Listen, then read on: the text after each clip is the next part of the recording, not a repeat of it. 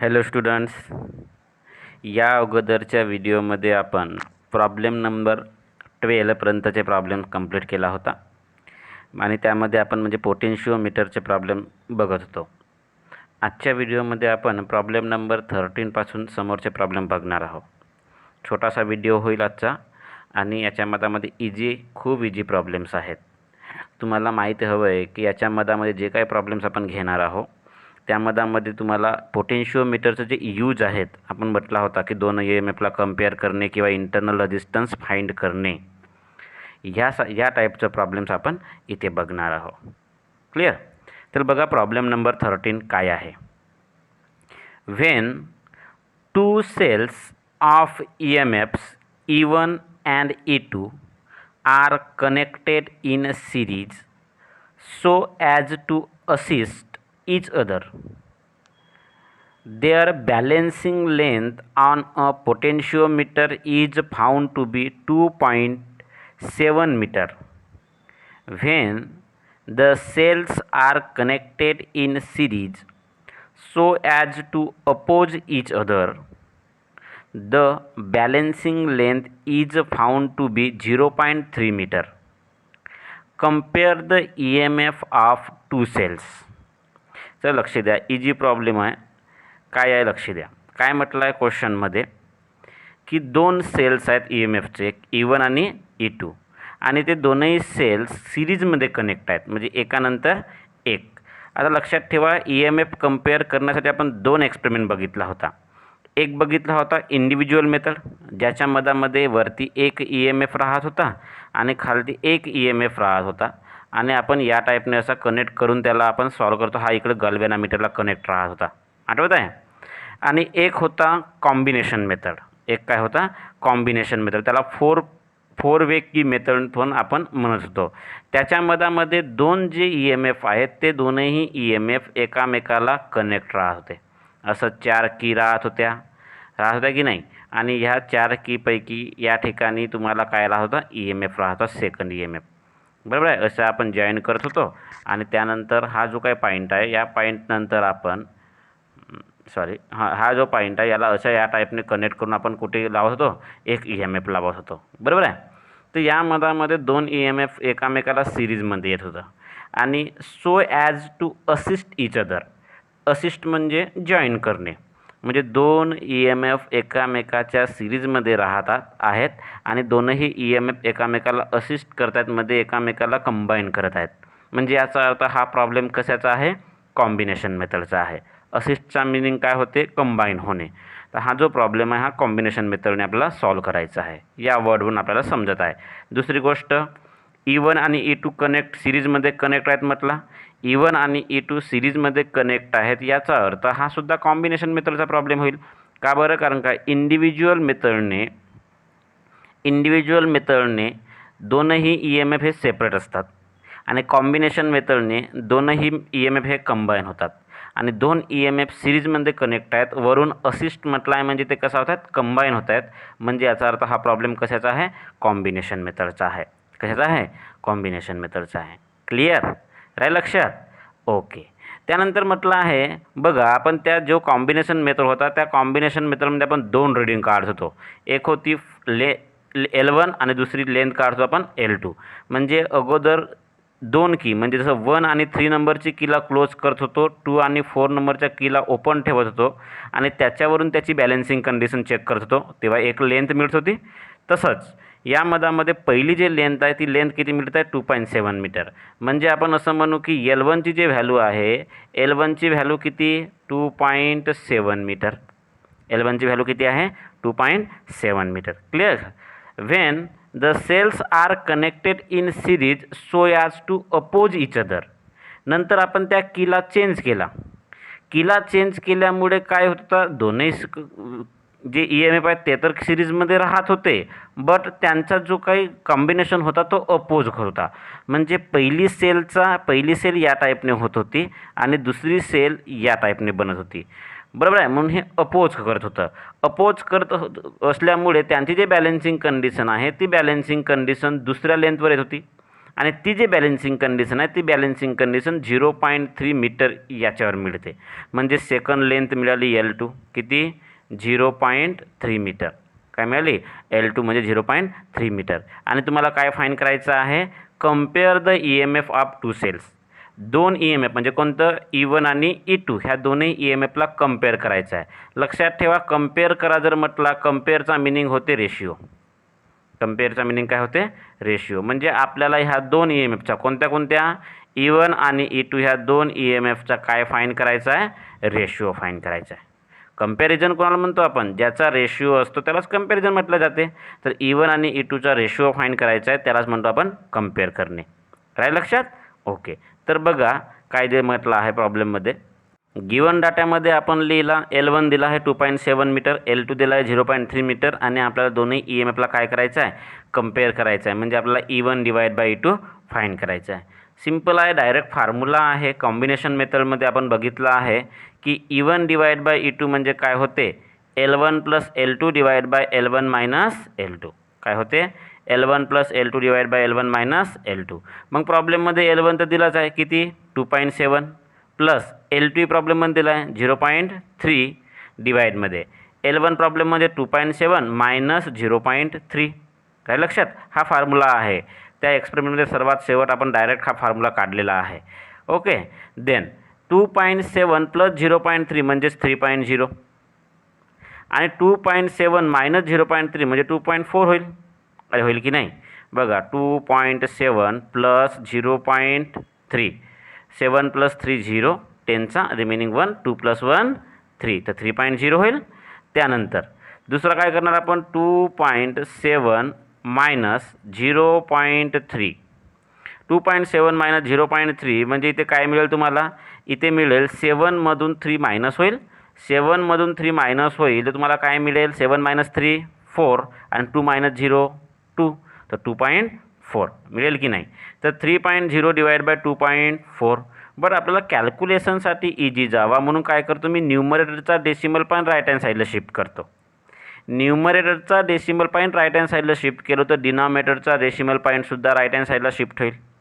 न्यूमरेटरचा decimal point एक place right hand साईडला shift केल्यामुळे 30 झाला. तर तो एक प्लेस शिफ्ट झाल्यामुळे डिनॉमिनेटरचा डेसिमल पॉईंटसुद्धा एक प्लेस राईट हँड साईडला शिफ्ट होईल. मग तो 2.4चा काय होईल 24 होईल. 2.4चा काय होईल 24 होईल. सो देअरफोर 30 डिवाइड बाय काय मिळेल 24 आणि 30 डिवाइड बाय 24ला 6ने डिवाइड होतो होऊ शकतो 6 5चा 30 आणि 6 4चा 24. बरोबर आहे की नाही 6 5चा 30 होईल आणि 6 4चा 24 तर आपल्याला काय मिळेल 5 डिवाइड बाय 4 आणि 5 डिवाइड बाय 4 कराल म्हणजे 5ला 4ने जर डिवाइड जर कराल तर तुम्हाला E1 divide by E2 equal to मिळेल 1.25. किती मिळेल 1.25 आणि जो कंपॅरिझन म्हणजे जो रेशिओ आहे तो किती मिळेल आपल्याला 1.25.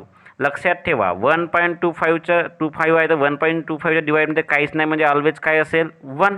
तर जो रेशिओ आहे त्या रेशिओला आपण कसं लिहितो इज2मध्ये लिहितो. म्हणून ह्या रेशिओला मी काय लिहिलं the EMF of two cell is 1.25 इज2 खाली काहीच नाही म्हणजे 1 आहे म्हणून मी काय लिहिलं रेशिओला असं लिहिलं जाते म्हणून 1.25 1. म्हणजे याचा अर्थ E1 divided by E2 is equal to 1.25 divide by 1. काहीच नाही म्हणजे काय आहे 1 आहे. म्हणजे याचा अर्थ E1 1.25 जर असेल तर E2 1 असेल. E1 1.25 असेल तर E2 काय असेल 1 असेल. तर E1 डिवाइड बाय E2 काय मिळाला 1.25 इज टू 1. अरे समजला का राईट. तर असा एक सिम्पल प्रॉब्लेम होता कंपॅरिझन ऑफ EMFचा. राहील लक्षात ओके. त्यानंतर बघू आपण नेक्स्ट प्रॉब्लेम नंबर 14.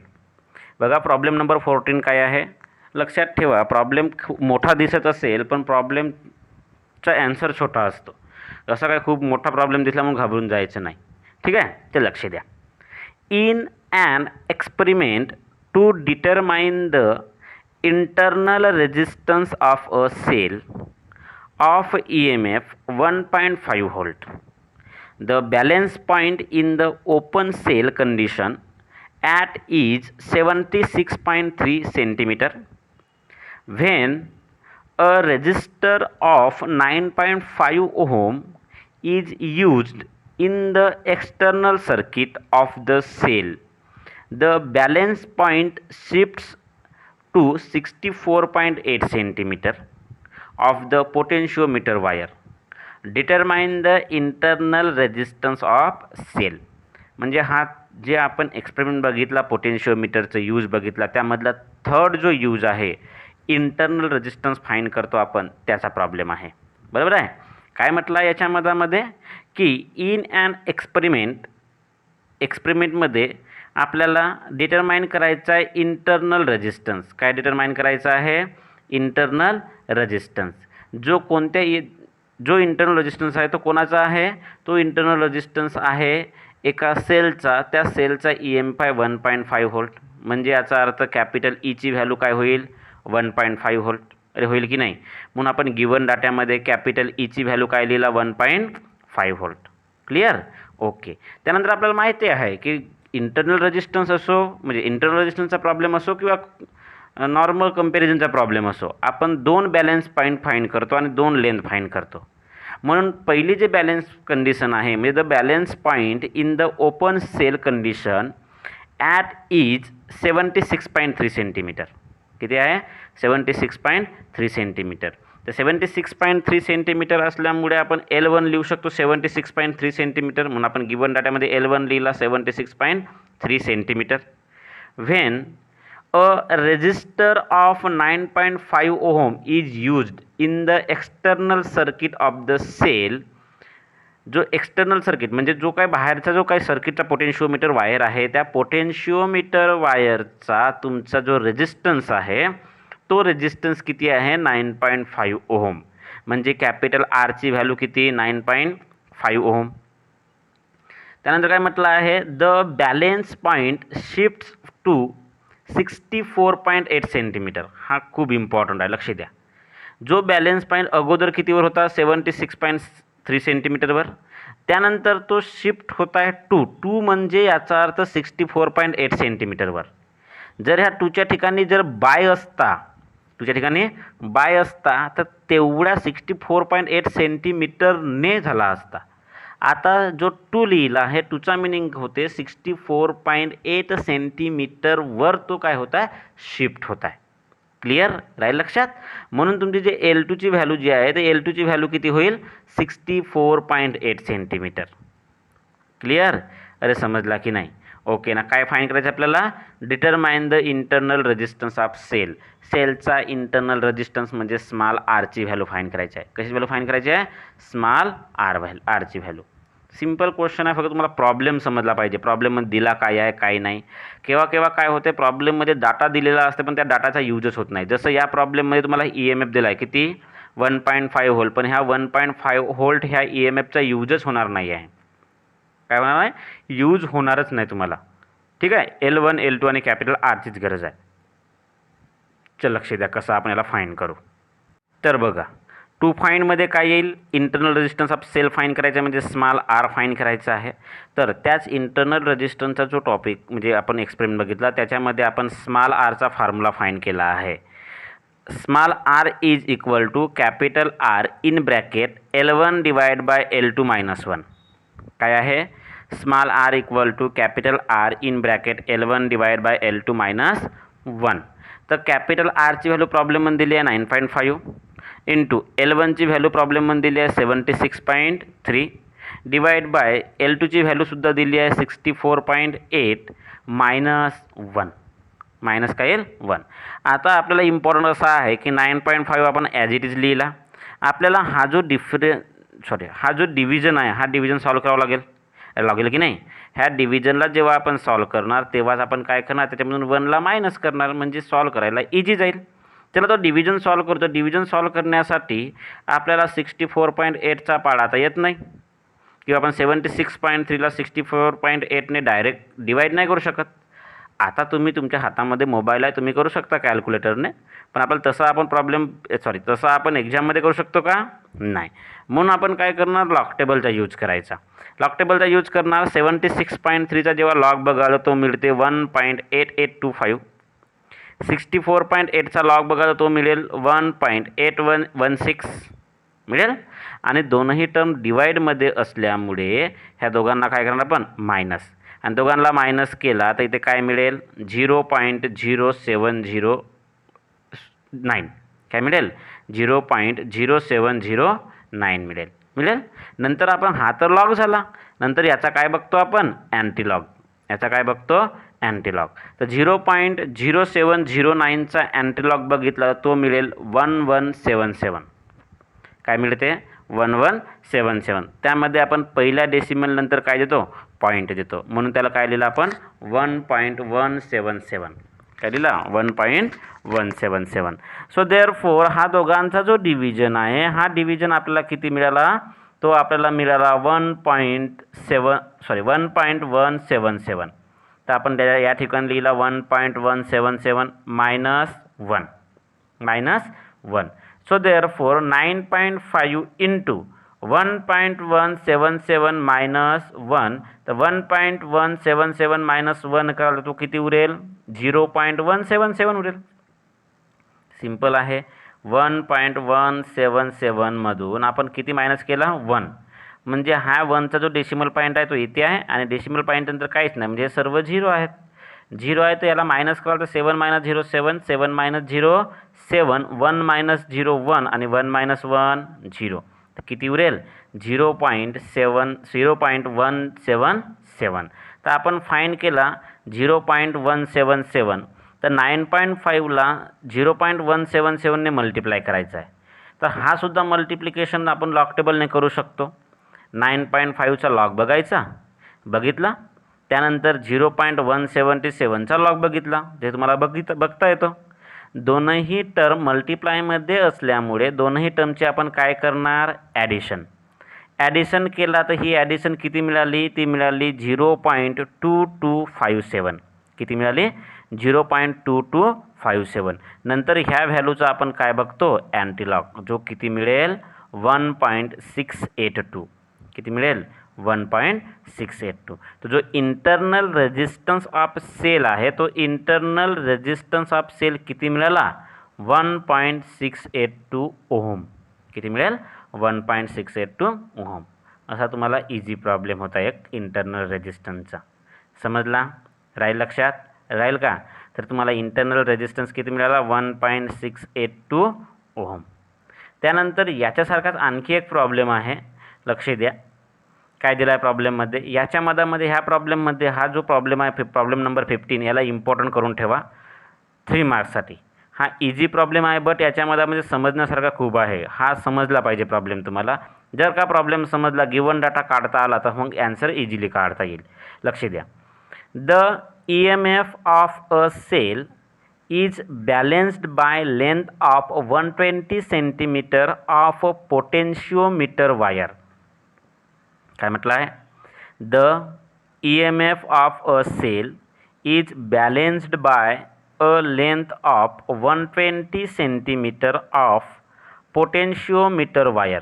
एक पोटेन्शिओमीटर वायर आहे, त्याच्यावर जो EMF आहे त्या EMF वरून बॅलन्स कंडिशन, पहिली बॅलन्स कंडिशन येत आहे 120 सेंटीमीटरवर. तर लेंथ म्हणजे पहिली बॅलन्स कंडिशन म्हणजे L1 किती येईल 120 सेंटीमीटर. त्यानंतर when the cell is shunted by a resistance of 10 ohm. त्या सेलला एक छोटासा रेजिस्टन्स लावलेला आहे, तो किती आहे 10 ओहम. म्हणजे कॅपिटल आरची व्हॅल्यू किती 10 ओहम. बरोबर आहे. त्यानंतर the balancing length is reduced by 20 centimetre. हा इम्पॉर्टंट आहे म्हटलं होतं, लक्ष द्या. अगोदरची जी लेंथ होती जी मिळाली होती किती होती 120 सेंटीमीटर. त्याच्यामधून जे काही तुम्हाला नवीन लेंथ मिळत आहे ते 20ने काय होत आहे रिड्यूस होत आहे. रिड्यूस बाय म्हटलं आहे तर 20ने काय होत आहे रिड्यूस होत आहे. मग 20ने रिड्यूस होत आहे, लक्ष द्या बरोबर. रिड्यूस बाय जर म्हटला तर जे ओरिजिनल लेंथ आहे किती 120, त्याच्यामधून 20 मायनस करायचा. 20 काय करायचा मायनस, केव्हा बाय म्हटला असेल तर. आणि जर याच ठिकाणी जर म्हटला असता की the balancing length is reduce to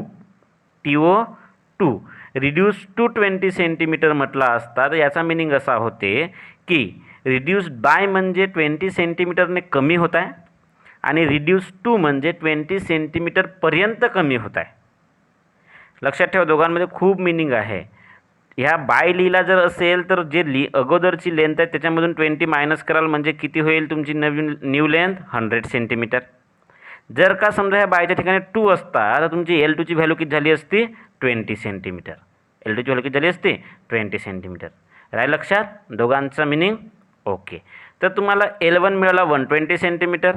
L2 reduce होत आहे 20 सेंटीमीटरने, तर अगोदर 120 होती तिथून 20 सेंटीमीटरने रिड्यूस झाली म्हणजे कमी झाली, तर किती उरेल 100 सेंटीमीटर राहील. किती राहील 100 सेंटीमीटर. आणि जो रेजिस्टन्स आहे तो किती आहे 10 ओहम. आणि फाईंड काय करायचं आहे आपल्याला, find the internal resistance of cell. हाच इम्पॉर्टंट होता L2ची व्हॅल्यू काढणे, बाकी तुम्हाला इझिली काढता येईल. आता इंटरनल रेजिस्टन्सचा फॉर्म्युला आताच बघितला होता आपण. काय आला होता, small r is equal to capital R in bracket L1 divide by L2 minus 1 लिहिला होता. कॅपिटल R ची व्हॅल्यू 10 इंटू इन ब्रॅकेट L1ची व्हॅल्यू 120 डिवाइड बाय L2ची व्हॅल्यू आताच फाईंड केला आपण 100 मायनस 1. यामध्ये जर बघितलं आपण तर 0 अँड 0 कॅन्सल, तर इथे काय उरेल 12 डिवाइड बाय 10. 12ला 10ने जर तुम्ही डिवाइड जर केला तर काय उरेल 1.2. किती उरेल 1.2 मायनस 1. तर 10 into in bracket 1.2 minus 1. So therefore small r is equal to 10 into 1.2 minus 1 म्हणजेच किती 0.2. अरे 1.2 मधून 1 जाईल तर 0.2 राहील ना, तर 1.2 मायनस 1 म्हणजे 0.2 आणि 10ने 0.2ला जर मल्टिप्लाय केला तर किती उरेल 2 ओहम. किती उरेल 2 ओहम उरेल की नाही. 10ने 2ला जर 0.2ला मल्टिप्लाय कराल तर 2 राहील. तर स्मॉल r म्हणजे इंटरनल रेजिस्टन्स ऑफ सेल किती होईल 2 ओहम. किती होईल 2 ओहम. राहील लक्षात. ओके, तर हा होता तुमचा इंटरनल रेजिस्टन्स ऑफ सेल, म्हणजे हे होतं तुमचं पोटेन्शिओमीटरचं प्रॉब्लेम्स. कशाचं प्रॉब्लेम होतं पोटेन्शिओमीटरचं.